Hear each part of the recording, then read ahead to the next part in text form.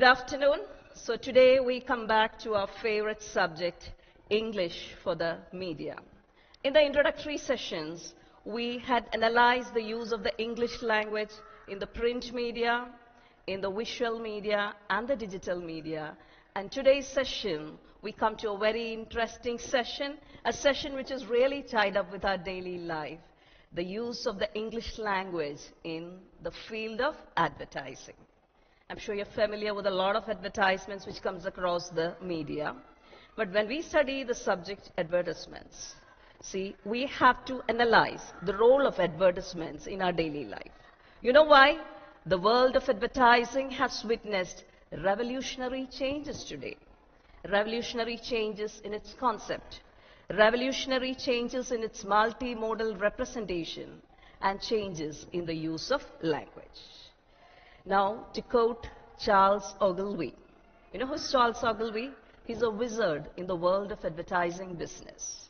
The prime message that he conveys to an ad maker is that when you create an advertisement, try to make the product the hero of your advertisements. Now, why is advertisement so powerful in today's world? Advertisement is a very powerful discourse. Why? Because it gives the freedom to us consumers to think freely about the product, to think critically about the product from a critical perspective. Now, when I say certain ads, I'm sure you'll identify the product. The most famous Indian slogan, which is resounding in every home, understood, which has a prominent place in our refrigerators. Utterly, butterly, delicious. Yes, we have no doubt it is the product Amul, but when D. Sylvester designed this, it was pinpointed that the language used here is ungrammatical. But yes, we do not analyze the grammatical concepts of this particular utterly, butterly, delicious, but it has become very special for each and every Indian. Why? It has got a very special rhyme. So next we are going to analyze the elements of the language that is used in advertisements. Now again, as David Ogilvy has said, and earlier I told you that we should make the product the hero of the advertisement. You know why?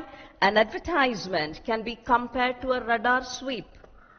It will search for new prospects in the market. And when you write for an advertisement, don't think it's an easy task. It's extremely challenging. The language has to be very powerful. The language has to be very persuasive. The consumer, when he goes to the shop, he will, or we can say the slogan will resound, will re-echo in his mind. Okay? So, coming again to the elements of advertising, remember one thing. See, most of the companies, national and international, they invest in huge sums to market their product. Do you know why? Advertisements provide a lot of information about the product. But we consumers should remember all the information conveyed, it is not true. All the information is not true because no company will highlight the flaw of their product. But remember, this is accepted by the companies, by the regulator and the consumer. When an ad slogan, when we analyze a slogan, we know it's not entirely true, but this is permitted. And this element of advertising is known as puffery. Understood?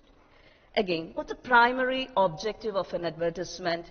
It will have to create an image in the mind of the consumer. Remember, all the products will have essential differences.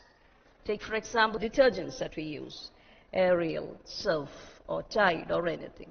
But all this is accepted. All these differences, they are accepted, and these differences or these products are referred to as parity products. What do you call them?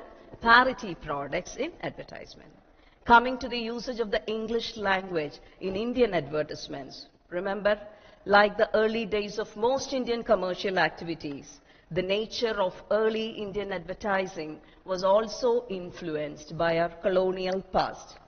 In 1990s, when Pepsi was launched in the United States, you know the caption that they used? You've got the right choice, baby. Understood? And this, for promoting this, they used the legendary musician Ray Charles. What happened when Pepsi was introduced in India? When Pepsi was introduced in India, you've got the right choice, baby was reworked, and the advertisement it portrayed Reno Fernandez, the popular Indian pop icon.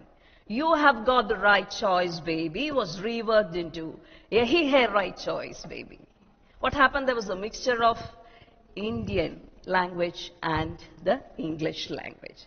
So today the use of the English language in India has got certain regional colorings too. Remember all the high-end brands like automobiles, like perfumes, like fashion accessories, they use formal English, well crafted. But when it comes to products which is used by large consumers, we have got a hybrid of national language and English. So that's all for today. So as the KitKat ad slogan goes, have a break, have a KitKat. Thank you.